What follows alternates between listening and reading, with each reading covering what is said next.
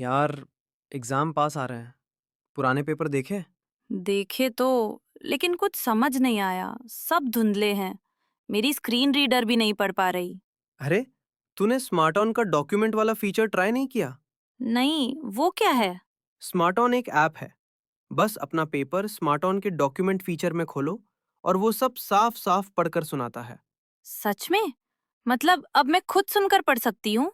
हाँ, ये हमारी तरह के लोगों के लिए ही बना है, जो अच्छे से देख नहीं सकते। अब पढ़ाई आसान है। स्मार्ट ऑन, ये पढ़ता है, आप सीखते हैं। तो आज ही डाउनलोड करो smart on Google play Store से। अरे, तुम इतनी तेजी से बिना देखे कैसे टाइप कर लेते हो? कोई साथ बैठा है क्या? नहीं यार, अब मुझे किसी की जरूरत नहीं। मेरे पास है स्वलेखन टाइपिंग ट्यूटर। स्वलेखन स्वलेखन आज खुद को आजमाओ, निर्भरता की जंजीर तोड़ो। सीखो टाइपिंग स्वलेखन से, अपने हक की जंग लड़ो। मराठी, हिंदी, इंग्लिश सब एक ऐप में फ्री। 78 मजेदार लेसन से सीखना हुआ इजी। स्वलेखन से आपके विचार अब बने पहचान। स्वलेखन से लिखो खुद और छू लो आसमान। स्वलेखन निवांत अंधमुक्त विकासालय लेकर आए हैं स्वलेखन टाइपिंग ट्यूटर, एक अनोखा सेल्फ लर्निंग अनुभव जो रिकॉर्डेड वॉइस के साथ आपको खुद सिखाएगा टाइपिंग की कला। स्वलेखन मोबाइल के लिए प्ले स्टोर से और विंडोज पीसी या लैपटॉप के लिए SWALEKHAN यानी कि swalekan.org से ऐप डाउनलोड करें या फिर कॉल करें 9923772375 पर। स्वलेखन।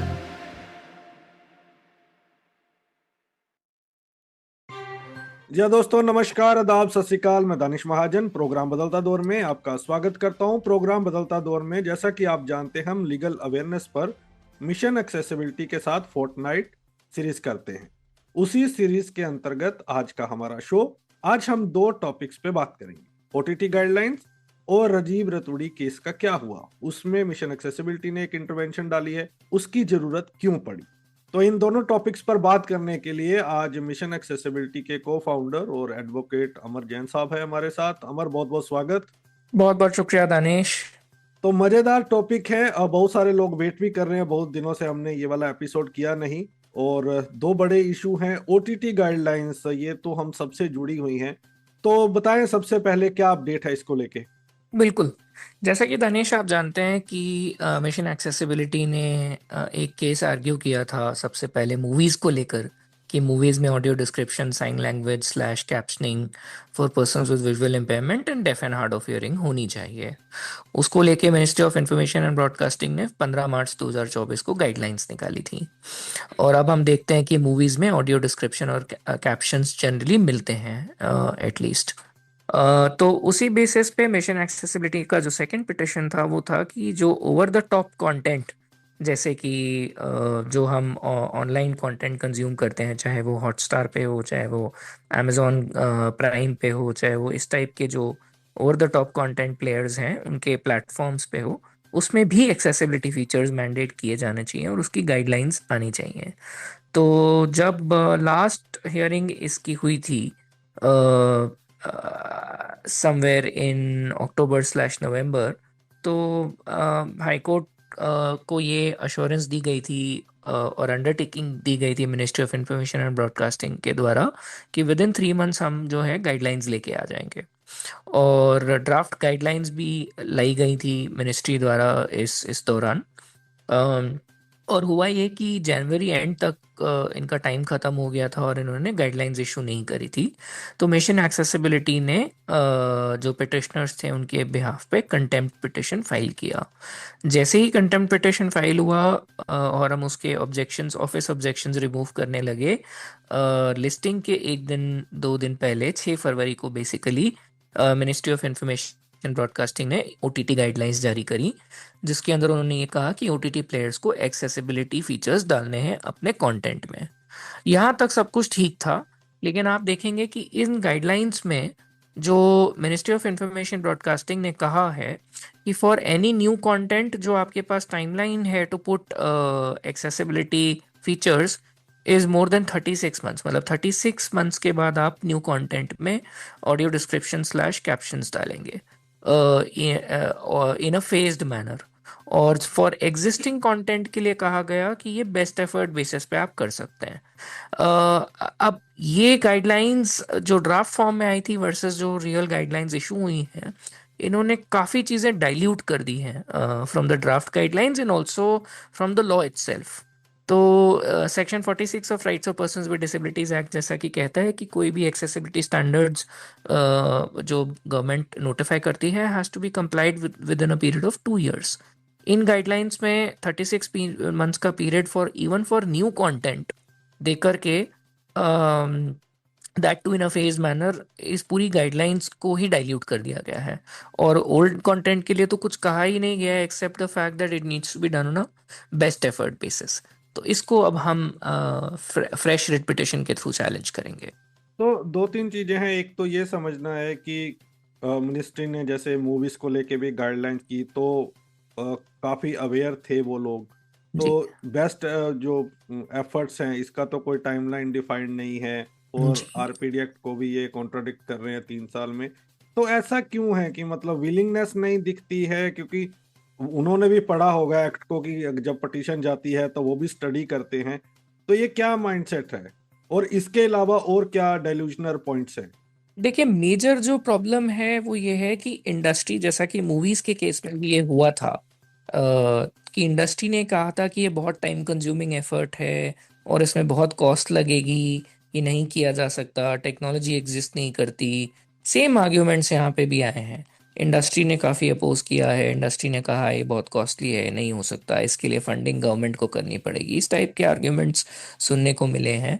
और टेक्नोलॉजी वाली बात तो खैर मूवीज के टाइम पे ही सॉल्व हो गई थी। और ओवर द टॉप प्लेटफॉर्म्स में कंटेंट में करना रियली स्पीकिंग और भी आसान है as compare to movies etcetera, because over the top content platforms में आप डिजिटल कंटेंट पैकेज जो डीसीपी डिजिटल सिनेमा पैकेज जो यूज़ करते हैं, उसी टाइप का पैकेज आप बनाते हैं जो जिसमें आप एक जिप फाइल की तरह कंसिडर करिए, जिसमें ऑडियो वीडियो सबके फाइल्स इंक्लूडेड होते हैं। उसी तरह से आप ऑडियो डिस्क्रिप्शंस और कैप्शंस का फाइल्स भी इंक्लूड कर सकते हैं, और जो कि आप अपने over the top content platform पे ऑडियो डिस्क्रिप्शन या कैप्शन को ऑन ऑफ करके आप यूज़ कर सकते हैं। तो definitely it's not that big a deal कि इंडस्ट्री कर नहीं सकती, but perhaps MIB needs to be pushed in the right direction to take appropriate steps to make sure that the guidelines become binding and directive in nature, rather than guidelines becoming very, very, a plain paper, बिल्कुल। तो compliance requirement. लेकिन जो आपने industry वाली बात की, वो तो इंडस्ट्री की है। जी गवर्नमेंट को तो लॉ को फॉलो करना है, राइट? बिल्कुल government can not wash their बिल्कुल हैंड ऑफ कि इंडस्ट्री क्या कह रही है। जैसे आपने कहा, अब तो वो अवेयर भी हो चुके हैं, और टेक्नोलॉजी का भी लगभग सभी हाउसेस को पता लग गया है। जो मूवी बना रहे हैं बिल्कुल उन्हीं लोगों को जाके ऑडियो डिस्क्रिप्शन बनानी होती है, और नेटफ्लिक्स तो कर ही रहा है। तो कहीं ना कहीं बिल्कुल गवर्नमेंट जो है वो बच रही है। वो किसका प्रेशर है वो वी डोंट नो, या क्या रीजंस हैं। जी और जी जो बिल्कुल। इसको भी थोड़ा सा बताएं। और दूसरा, आप अब पिटीशन में क्या लेके जाने वाले हैं? देखिए, गवर्नमेंट ने ऐसा स्टैंड क्यों लिया है, फ्रैंकली ये बहुत सरप्राइजिंग है। एंड स्पेशली द फैक्ट कि जो टाइमलाइंस दी गई हैं they contradict the law itself, and that I think is quite surprising कि गवर्नमेंट जनरली ऐसा स्टैंड नहीं लेती है, नहीं लेना चाहिए था। और अब नेक्स्ट स्टेप्स, क्योंकि देखिए, जो हमने इनिशियल पिटिशन किया था वो ये किया था कि ऐसी कोई गाइडलाइंस नहीं है तो गाइडलाइंस बनानी जानी चाहिए। और कंटेम्प्ट पिटिशन भी उसी बात पे हुआ था कि गवर्नमेंट ने कहा था कि हम 3 महीने में गाइडलाइंस फ्रेम करेंगे, पर वो नहीं बनाई गई। तो उसको चैलेंज करते हुए हमने कंटेम्प्ट पिटिशन भी फाइल किया था। अब क्योंकि गाइडलाइंस बन गई हैं तो वो पिटिशन तो हमारे डिस्पोज ऑफ हो गए हैं, क्योंकि गाइडलाइंस बन चुकी हैं।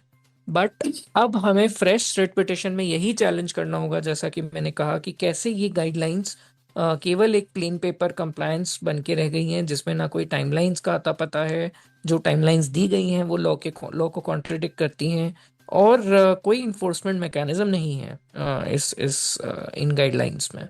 जी जैन साहब, एक तो हम राजीव रतूड़ी की जजमेंट पे भी आएंगे थोड़ी देर बाद, लेकिन उसको मैं जी इस कॉन्टेक्स्ट में लाना चाहता हूँ। एक तरफ हम नॉन बाइंडिंग चीजों की बात कर रहे हैं और दूसरी तरफ गवर्नमेंट जो गाइडलाइंस ढाल ला रही है, सब समझते हुए जानते हुए, क्या इसमें एमएसजेई का भी कोई रोल था? फिर भी वो लोग को सीधे सीधे एक्ट कर रहे हैं, तो क्या जो लोगों के बहुत सपने जुड़े हैं राजीव रतूड़ी जजमेंट के साथ, क्या वो पेपर पे ही दिखने वाले हैं?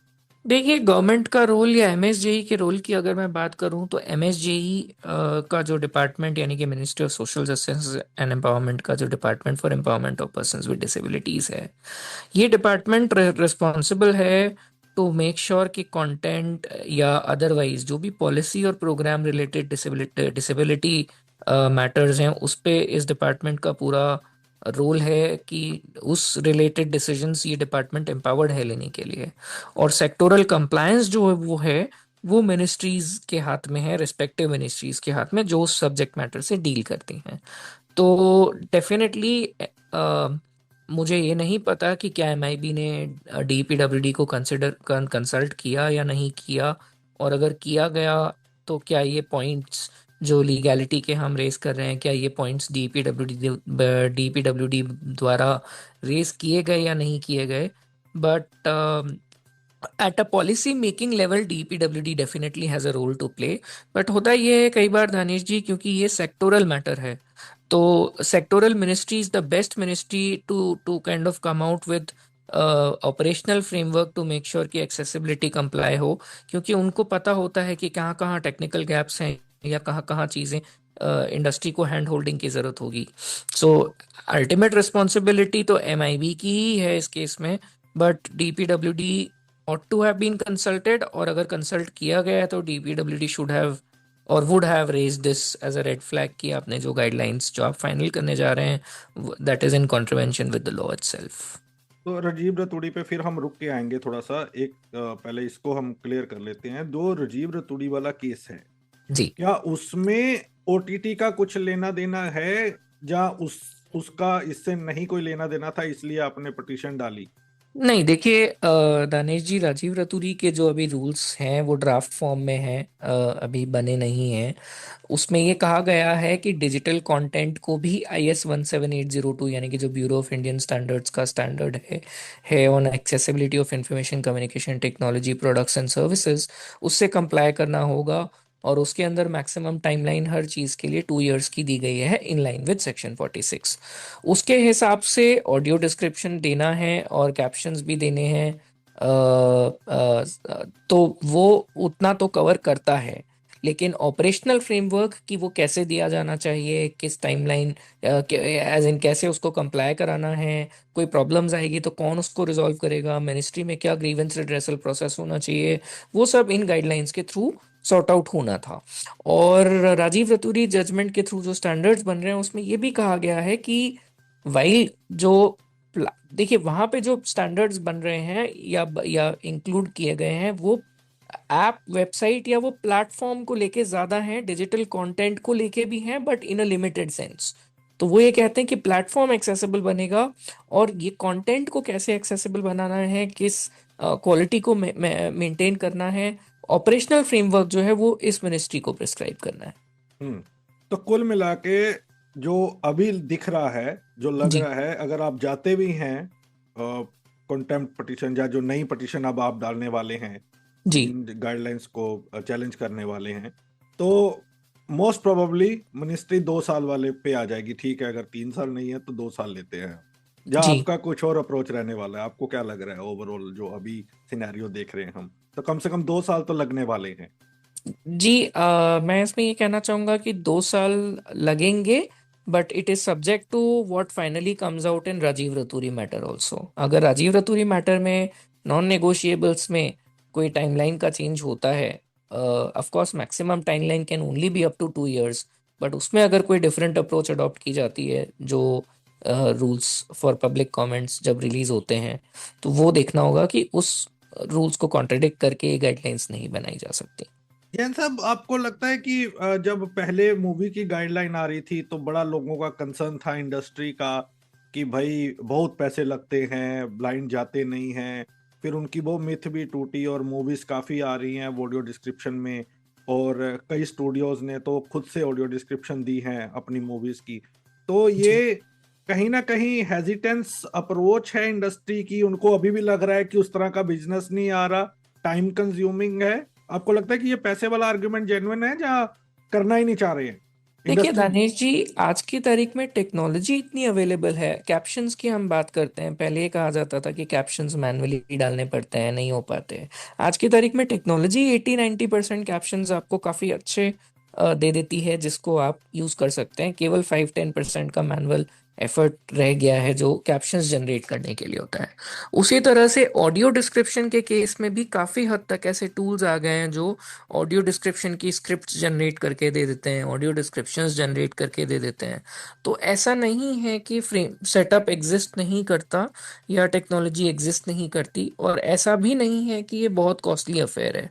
अगर आप डायलॉग्स जब लिख रहे हैं, प्ले राइटर जब डायलॉग लिखता है, उसी टाइम अगर आप ऑडियो डिस्क्रिप्शन की स्क्रिप्ट लिख दें तो आपका काफ़ी कॉस्ट वहीं सेव हो जाता है, क्योंकि आपको उसमें फिर किसी को सेपरेटली लेटर ऑन फिक्स करने के लिए नहीं हायर करना पड़ता है। It is part of your design.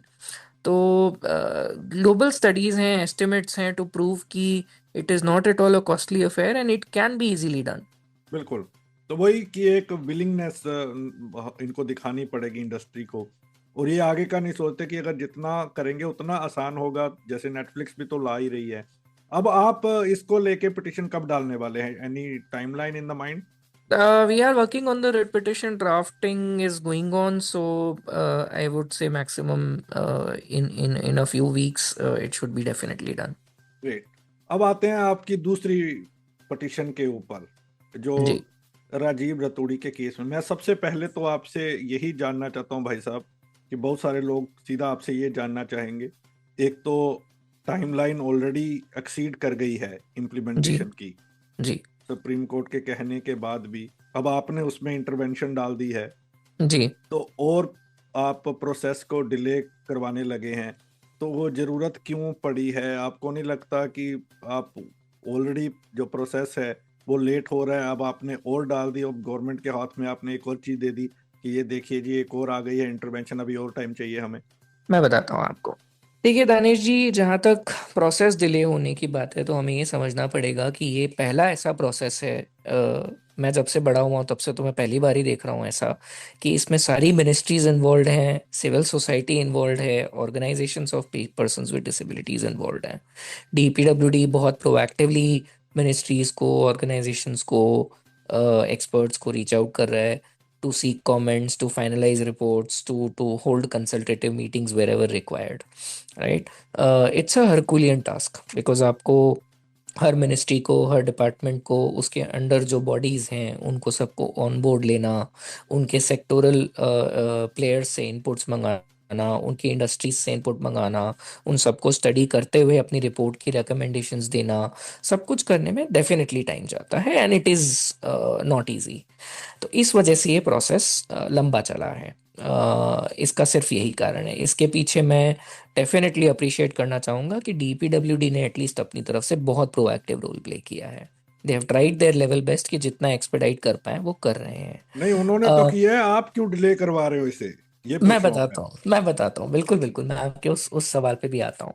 अब जहाँ तक बात है डिले करवाने की, तो दानेश जी देखिए, ऐसा है कि सुप्रीम कोर्ट ने para 77 of Rajeev Raturi judgement 8 नवंबर को जो आया था, उसमें कहा था कि सेंट्रल गवर्नमेंट, स्टेट गवर्नमेंट और union territories will withhold completion certificates and impose fines. दो चीजें कहा था। अब इन दोनों चीजों में कुछ इश्यूज हैं जो मैं आपको बताना चाहूंगा और आपके लिसनर्स तक पहुंचाना चाहूंगा। देखिए, जहां तक कंप्लीशन सर्टिफिकेट या ऑक्यूपेशन सर्टिफिकेट की बात है, ऑक्यूपेंसी सर्टिफिकेट की बात है, तो ये केवल बिल्ट इन्वायरमेंट के कॉन्टेक्स्ट में लागू होता है। काफी सारे ऐसे प्रोडक्ट्स एंड सर्विसेज हैं, ICT प्रोडक्ट्स एंड सर्विसेज हैं या अदरवाइज प्रोडक्ट्स एंड सर्विसेज हैं, जहां पे कोई सर्टिफिकेशन की रिक्वायरमेंट नहीं है।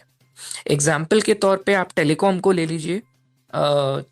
जैसे कि टेलीकॉम सर्विसेज, अगर आप एक सर्विस प्रोवाइडर अगर आप टेलीकॉम सेक्टर में बनना चाहते हैं तो आपको केवल एक लाइसेंस लेना होता है, सर्टिफिकेशन की कहीं कोई रिक्वायरमेंट नहीं है। एग्जाम्पल के तौर पे आप प्रोडक्ट्स ले लीजिए, जिनमें से प्रोडक्ट्स दो कैटेगरीज में आते हैं, जिसमें कि एक कैटेगरी में वो प्रोडक्ट्स आते हैं जो कि BIS यानी कि ब्यूरो ऑफ इंडियन स्टैंडर्ड्स के साथ सर्टिफिकेशन के लिए भेजे जाते हैं, फिर चाहे वो सेफ्टी एस्पेक्ट्स पे हो या अदर एस्पेक्ट्स पे हो। और कुछ सर्टिफिक प्रोडक्ट्स ऐसे आते हैं जो आप देखेंगे कि जिनके लिए ना ही कोई लाइसेंस चाहिए ना ही कोई सर्टिफिकेशन चाहिए। इसी तरह से आप वेबसाइट्स और ऐप्स को देखेंगे, वेबसाइट्स और ऐप्स को करंटली इंडिया में कोई सर्टिफिकेशन या लाइसेंस की रिक्वायरमेंट नहीं है। तो इन केसेस में ये कैसे इंश्योर किया जाएगा कि लॉन्च के पहले एक्सेसिबिलिटी कंप्लायंस हुई है कि नहीं? क्या ऑर्गेनाइजेशंस को एक एक्सेसिबिलिटी अंडरटेकिंग देने कहा जाएगा? क्या ऑर्गेनाइजेशंस को मिनिस्ट्री में कोई सबमिशन करना होगा, या as part of the process of launching a website or an app or a product उनको कहीं कुछ डिक्लेयर करना होगा? वो एक चीज़ इंपॉर्टेंट है। दूसरी चीज़ ये है कि ये क्लैरिटी आना इंपॉर्टेंट है। दूसरी चीज़ ये है कि स्टेट कमिश्नर और चीफ कमिश्नर को एक्ट में पावर तो दी गई है कि वो फाइन्स इम्पोज कर पाए, लेकिन उस फाइन की रिकवरी के लिए कोई मैकेनिज्म नहीं है। जैसा कि हमने देखा है कि पहले डिजिटल एक्सेसिबिलिटी वाले केस में भी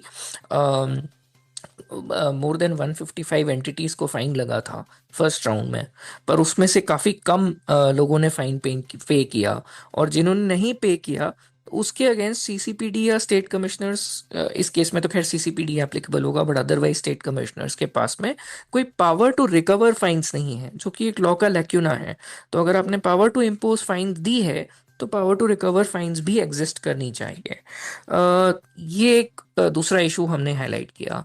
तीसरा इशू जो हमने इसमें हाईलाइट किया है वो ये किया है कि जो स्टेट कमिश्नर्स और चीफ कमिश्नर के ऑफिसेज हैं, उसमें से काफ़ी सारे स्टेट कमिश्नर्स के ऑफिसेज हैं जो वेकेंट हैं अभी भी, जहाँ पे स्टेट कमिश्नर ही अपॉइंटेड नहीं है। और चौथा इशू हमने ये हाईलाइट किया है कि कई जगहों पे ये देखा गया है कि चीफ स्लैश स्टेट कमिश्नर्स जो हैं वो एडिशनल चार्ज होल्ड कर रहे हैं, और एडिशनल चार्ज की वजह से इस फंक्शन को इफेक्टिवली डिस्चार्ज कर पाना मुश्किल हो जाता है कई बार, क्योंकि आप इसको एज एन एडिशनल रिस्पॉन्सिबिलिटी लेके चल रहे हैं। तो हमने ये प्रे किया है कि इंडिपेंडेंट चार्ज होना चाहिए चीफ स्लैश स्टेट कमिश्नर्स का, ताकि इस फंक्शन को इफेक्टिवली डिस्चार्ज किया जा सके। तो if at all we are trying what we are trying to do, we are not trying to delay the process, we are only saying कि जब नॉन नेगोशिएबल्स बन जाएंगे तो अगर इन लैक्यूनास को एड्रेस नहीं किया गया तो वो नॉन नेगोशिएबल्स बन के फिर हवा में रह जाएंगे, फिर बिल्कुल उनकी इम्प्लीमेंटेशन में प्रैक्टिकल प्रॉब्लम बढ़िया। आएगी। इसीलिए हम चाहते हैं कि सुप्रीम कोर्ट इस चीज़ को क्लैरिफाई करे या डायरेक्शंस दे। तो अभी सुप्रीम कोर्ट ने यूनियन गवर्नमेंट को कहा है कि जब आप ये रूल्स बनाएंगे फाइनल, तो उनमें ये सारे इश्यूज आप कंसिडर करें।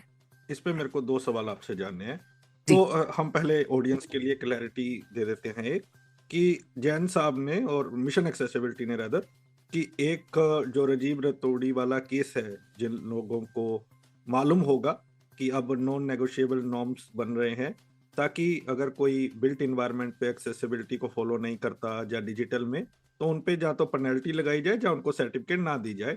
ये एक बहुत इंपॉर्टेंट केस है और हम रेडियो के माध्यम से बार बार आपको बताते रहे हैं। अब उसमें मिशन एक्सेसिबिलिटी ने एक पिटीशन डाली है कि जिन सर्विसेज में लाइसेंस या फिर सर्टिफिकेट नहीं होते तो वहां आप क्या करोगे। दूसरा, अगर सीसीपीडी फाइन लगाता है तो रिकवर करने की उनके पास कोई प्रावधान नहीं है, तो पैसा कैसे रिकवर करेंगे। तीसरा, इन्होंने कहा है कि एडिशनल जो चार्ज क्यों दिया जाता है। और चौथा, इन्होंने कमिश्नर्स की पावर्स को लेके अगेन बात। अब कमिश्नर्स की वैकेंसी को लेके दानिश, वैकेंसी को लेके सॉरी।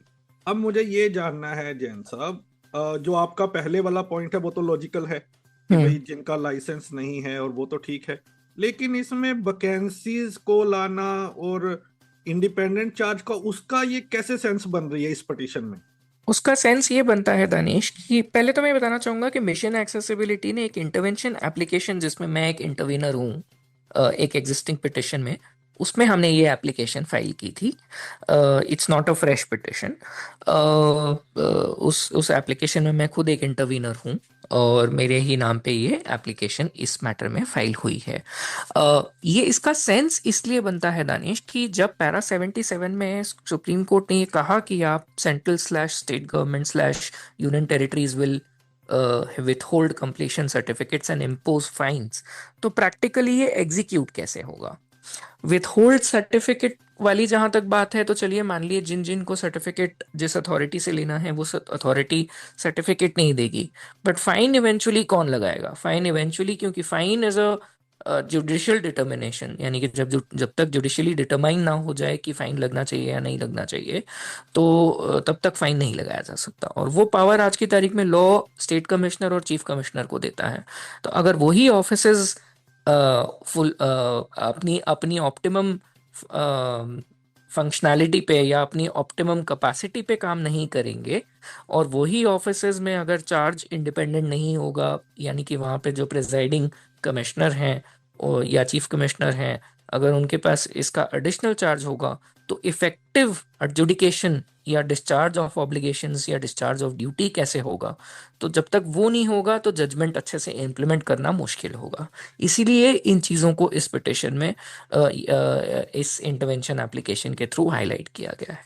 ओके, तो इंटरवेंशन जो आपकी एप्लीकेशन है वो एक्सेप्ट भी हुई है और उन्होंने आगे भेज भी दिया है कि इसको डायरेक्ट कर इनकॉर्पोरेट दिया। किया जाए। बिल्कुल जी जी अब मेरे को ये जानना है कि थोड़ी देर पहले ही आप DPWD की बहुत तारीफ कर रहे थे, जी वेरी जी प्रोएक्टिव जी इन गाइडलाइंस को लेके, जी जी और उनमें से कई कमेटियों में आप भी मेंबर हैं।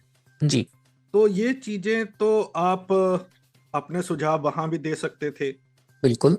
तो वहां आपने ना दे के सीधा इंटरवेंशन का रास्ता चुना, ऐसा क्यों? नहीं, ऐसा नहीं है कि ये सुझाव वहाँ नहीं दिए गए हैं। हाँ, ये ज़रूर है कि पावर टू रिकवर फाइन्स वाला जो एस्पेक्ट है या एडिशनल चार्ज वाला या वेकेंसी वाला जो एस्पेक्ट है, उस पे मेरा कोई एक्टिव रोल नहीं है राजीव रतूरी की किसी कमेटी में जहाँ पे मैं ये सुझाव दे पाता। बट हाँ, ICT कोर ग्रुप का फैसिलिटेटर होने के नाते जो फैक्ट ये है कि जहाँ पे रिक्वायरमेंट नहीं है सर्टिफिकेशन या लाइसेंसिंग की, या जहाँ पे बाकी मिनिस्ट्रीज का कोऑपरेशन चाहिए टू टू इंश्योर कि लॉ फॉलो किया जाए, वहाँ पे हमें ये प्रॉब्लम आई है कि एडमिनिस्ट्रेटिवली एक ऐसा परसेप्शन है मिनिस्ट्रीज के माइंड में और डिपार्टमेंट्स के माइंड में कि डिसेबिलिटी रिलेटेड जितनी चीज़ें हैं, चाहे वो कंप्लायंस हो, चाहे वो मॉनिटरिंग हो, चाहे वो पॉलिसी इम्प्लीमेंटेशन हो, ये सब DPWD का काम है, हमें कुछ नहीं इससे लेना देना है। हमारे पास ऐसे डिपार्टमेंट लेटर्स भी आए हैं मिनिस्ट्रीज की तरफ से कि this is this is to be done by DPWD and not us. तो उस चीज को हम एडमिनिस्ट्रेटिवली सॉल्व नहीं कर सकते थे जब तक कि कोर्ट की तरफ से कोई क्लैरिटी या डायरेक्शंस ना आए। इसलिए to help ensure enforcement of what becomes a law in the future to come, हमने ये क्लैरिटी कोर्ट से मांगी है, ताकि कोर्ट अगर डायरेक्ट करेगा तो थोड़ा सा ये एडमिनिस्ट्रेटिव गैप जो प्रैक्टिस में है वो कम करने में हमें मदद मिलेगी।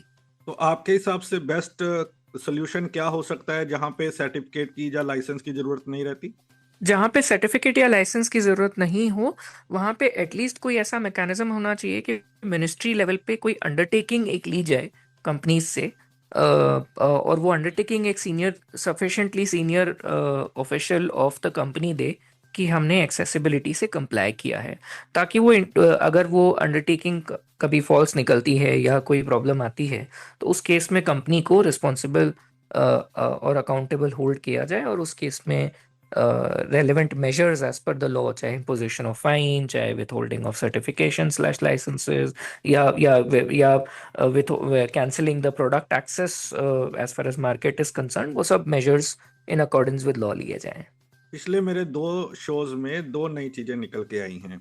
बहुत सारे लोग हैं, जब RPD एक्ट की बात आती है तो सब क्रेडिट मारते हैं कि हमने करवाया, लेकिन पिछली बार हमने देखा रीवेरिफिकेशन वाली ड्राइव में तो वहां रीवेरिफिकेशन का कुछ प्रोसेस ही नहीं दिया हुआ एक्ट में, और इसी तरह अब हम बात कर रहे हैं तो CCPD को पैसे रिकवर करने का कोई फाइन रिकवर करने का कोई मेथड नहीं दिया गया। तो ये बड़े लैकुनास हैं जो लॉ में छूट गए हैं।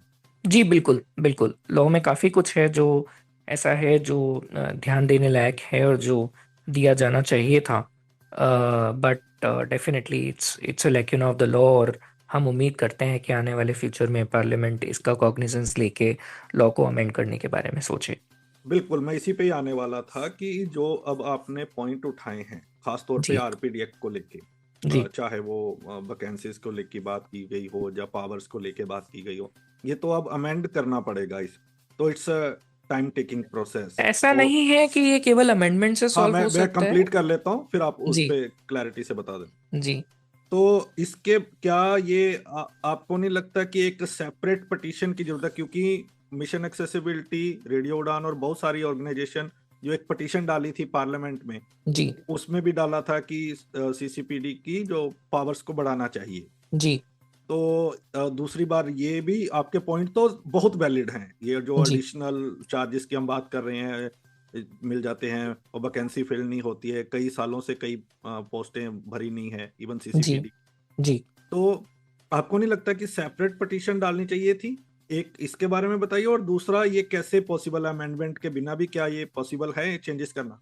बिल्कुल, देखिए ये जुडिशियल इंटरप्रिटेशन की बात है, और as far as power to recover fines is concern, क्योंकि जुडिशरी डेफिनेटली इस चीज को इंटरप्रेट कर सकती है कि जब लॉ में अगर पावर टू इम्पोज पेनल्टी दी गई है तो the provision becomes non implementable. अगर पावर टू रिकवर फाइन्स ना दी जाए तो प्रोविजन का कोई मीनिंग नहीं रह जाता। तो this can be done through judicial interpretation also. जहाँ तक वैकेंसीज की बात है या एडिशनल चार्ज की बात है, तो ये एक एडमिनिस्ट्रेटिव डिफिकल्टी है जो जिसमें हमें जुडिशरी से एक डायरेक्शन चाहिए कि this practice should not be continued because it's an independent quasi judicial body and it should be respected as such. तो और ये इस पिटिशन में इसीलिए डाला गया क्योंकि इस पिटिशन की जो डायरेक्शंस हैं उसको इम्प्लीमेंट करने के लिए ये सारे इश्यूज इंटरलिंक्ड हैं। And definitely broader petition on CCPD and state commissioners की पावर्स को इफेक्टिवली इम्प्लीमेंट करने के लिए मैं ये तो नहीं कहूँगा कि उन्हें और पावर जुडिशियल इंटरप्रिटेशन के थ्रू दी जा सकती है, बट हाँ जो है उनको कैसे इफेक्टिवली इम्प्लीमेंट किया जा सकता है, क्या क्या मेजर्स उस केस में लिए जा सकते हैं, उसके लिए डेफिनेटली एक फ्रेश पिटिशन की ज़रूरत है, और we are working towards that. तो जब आपकी ये इंटरवेंशन गई, डायरेक्शन भेजी कोर्ट ने, तो उसके जी बाद क्या आपको अभी तक बुलाया गया है, आपका टेक लिया गया है इन पे? जी नहीं, फिलहाल अभी तक इस बारे में कोई डिस्कशन नहीं हुआ है। ओके। तो आपको उम्मीद है, थोड़ा जाते जाते ये भी बताएं हमारे लिसनर्स को कि एक्चुअल स्टेटस क्या है अभी केस का, और नेक्स्ट हियरिंग कब है राजीव रतूड़ी वाले केस? जी बिल्कुल, कोर्ट ने 4 महीने का टाइम और दिया है। लर्नेड असिस्टेंट सॉलिसिटर जनरल ने 6 महीने का टाइम और मांगा था। कोर्ट ने 4 महीने का टाइम दिया है और ये कहा गया है कि फाइनल रिपोर्ट्स तब तक रिपोर्ट सारी फाइनल हो जानी चाहिए और ऑन रिकॉर्ड प्लेस कर दी जानी चाहिए। और उसी हिसाब से कोर्ट ने मैटर को 16 जुलाई को पार्ट थर्ड कैटेगरी में नोटिफाई करा है। और मुझे पूरी उम्मीद है कि जैसा कि मैंने पहले भी कहा कि टीपीडब्ल्यूडी काफ़ी अच्छे प्रोएक्टिवनेस के साथ काम कर रहा है मिनिस्ट्रीज़ के साथ कोऑर्डिनेट करने के लिए और अपने रिस्पॉन्सेज मंगवाने के लिए और सब कुछ करने के लिए। तो वी आर क्वाइट होपफुल कि this exercise will be completed in due course and in a reasonable time frame. और ये इश्यूज भी जो हमने हाईलाइट किए हैं, आई एम श्योर इसका solution eventually we'll be able to figure out by all means possible। बिल्कुल। तो 16 जुलाई आप बता रहे थे कि अगली हियरिंग है। जी आर यू होपफुल कि हो जाएगा चीजें? देखिए, मैं ये ज़रूर कहूँगा क्योंकि कोर्ट ने 4 महीने का टाइम ही दिया है, तो definitely it will help achieve closure of issues, outstanding issues at a faster pace. तो उस हिसाब से ये उम्मीद कर सकता हूँ कि जो क्रिटिकल सेक्टर्स हैं जिनके ड्राफ्ट्स अभी भी स्टक हैं या मिनिस्ट्रीज का स्टैंड डिफरेंट है वर्सेस सिविल सोसाइटी, तो आई एम होपफुल कि विद दिस टाइम फ्रेम थोड़ा सा इस चीज़ को एक्सपेडाइट करने में और इस चीज़ को इन डिफरेंसेस को अलाइन करने में थोड़ी सी हेल्प मिलेगी। बिल्कुल। Thank you so much Amar for talking to us, and दोनों बहुत ही इम्पोर्टेंट और क्रिटिकल मुद्दे आपने उठाए हैं। We wish you all the best की सक्सेस मिले और थैंक यू कम्युनिटी एम्पावर हो सके। Thank you so much.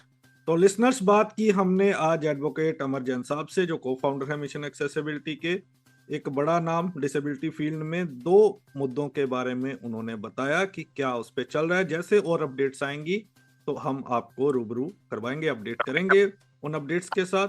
तो ये शो हम मिशन एक्सेसिबिलिटी के साथ कोलैबोरेशन में करते हैं फोर्टनाइट लीगल अवेयरनेस सीरीज के अंडर। अगर आप चाहते हैं कि हम किसी स्पेसिफिक टॉपिक को उठाएं तो आप हमें कमेंट करके बता सकते हैं। अगले सप्ताह मुलाकात होगी किसी और पर्सनैलिटी के साथ। दीजिए इजाजत, सुनते रहिए radio done of flight of life. Bye bye. Grocery मंगवानी हो तो ऐप इनएक्सेसिबल, शॉपिंग करनी हो तो ऐप इनएक्सेसिबल, फूड ऑर्डर करना हो तो ऐप इनएक्सेसिबल। अब इनएक्सेसिबिलिटी की छुट्टी, क्योंकि द एक्सेसिबल नेशन ऐप यानी कि टैन ऐप लॉन्च हुई है पूरे एक्सेसिबल फीचर्स के साथ। अगर आप विजुअली इम्पेयर्ड हैं या लो विजन है तो आज ही डाउनलोड करें Tan app by Mahavanti Solutions App Store या प्ले स्टोर से, जो कि कनेक्ट करता है आपको Amazon जैसे ढेरों शॉपिंग स्टोर्स से। तो अब चाहे करनी हो शॉपिंग या मंगवानी हो ग्रोसरी, इंडिपेंडेंटली यूज करें Tan app, one stop solution of your daily shopping needs. ज्यादा जानकारी के लिए ईमेल करें support@buyfromtan.com support@buyfromtan.com। कॉल करें 8209-735025 पर। और हाँ, इसी नंबर पर व्हाट्सएप मैसेज करके भी आप फूड ऑर्डर कर सकते हैं। है ना कितना इजी? कब से देख रही हूँ, तुम कुछ ढूंढ रहे हो। क्या ढूंढ रहे हो? मैं एक ऐसी ऐप ढूंढ रहा हूँ जहाँ मैं एक्सेसिबिलिटी से रिलेटेड फीडबैक दे सकूँ या कोई कंप्लेन कर सकूँ, जहाँ मुझे डिसेबिलिटी से रिलेटेड तमाम सर्कुलर्स मिल जाएं, हमारी कम्युनिटी में क्या हो रहा है, आने वाले इवेंट्स के बारे में पता चल जाए, और गवर्नमेंट की डिसेबल्ड के लिए क्या क्या स्कीम्स हैं और उसका बेनिफिट कैसे लेना है। मैं ऐसा एक प्लेटफॉर्म ढूंढ रहा हूँ जहाँ मुझे ये सब कुछ मिल जाए। आज तुम कुछ और मांगते तो वो भी मिल जाता, क्योंकि department of empowerment of persons with disabilities ने एक ऐसी ही ऐप लॉन्च की है जिसका नाम है सुगम्य भारत ऐप, जहां तुम्हें ये तमाम चीजें मिल जाएंगी। तो आज ही सुगम्य भारत ऐप अपने प्ले स्टोर या ऐप स्टोर से डाउनलोड करें। This app is developed by the Department of Empowerment of Persons with Disabilities, revamped by Mission Accessibility in collaboration with iSTEM, NAB Delhi and Vision Divyang Foundation. This initiative is supported by the SBI Foundation. आज ही download करें सुगम्य Bharat app.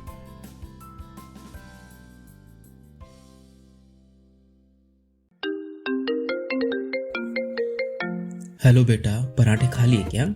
नहीं खाए पापा। सुबह 4 बजे उठ के तेरे सफर के लिए पराठे बनाकर तेरी बैग में रखती हो, तूने खाए नहीं। भूख तो इतनी लगी थी पापा, पर आप टिफिन के साथ हैंड वॉश रखना ही भूल गए। बिना हैंड वॉश पराठे कैसे खाऊं? सेवलॉन स्वस्थ इंडिया कहता है, अगर जर्म्स और बीमारियों से रखनी हो दूरी तो खाने से पहले हैंड वॉश है जरूरी।